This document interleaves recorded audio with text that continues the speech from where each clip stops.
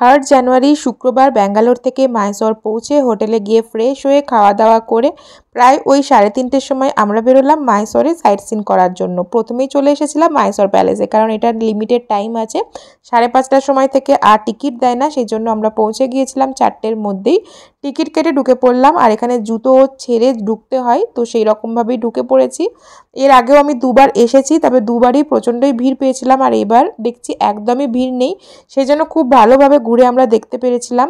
বিভিন্ন জায়গায় বিভিন্ন ধরনের কথা লেখা আছে, সেই জায়গা সম্বন্ধে লেখা আছে, সেইগুলোই পড়তে পড়তে দেখতে দেখতে প্রায় 1 ঘন্টা তো লেগেই যায় মাইসর প্যালেস ভালোভাবে ঘুরতে হলে। এরপরে এখানটা ছিল হচ্ছে রাজারা বিভিন্ন ধরনের খেলা হতো, সেটা মাঝখানটায় হতো, আর চারিদিক দিয়ে রাজা বা রানীরা দেখতেন। এগুলো ছিল রূপোর সিংহাসন, হাতির দাঁতের ফ্রেম মানে ফটো ফ্রেম, এই সমস্ত কিছু, আরও বিভিন্ন ধরনের রাজাদের ব্যবহার করা জিনিস, ছবি, এই সমস্ত কিছু দেখে ফাইনালি চলে এসেছিলাম দোতলায়। আগে দুবার মাইসর প্যালেসে আসলেও দোতলায় কোনোবারই ওঠা হয়নি, অতিরিক্ত ভিড়ের কারণে সিঁড়ি দিয়ে ওঠাই যেত না।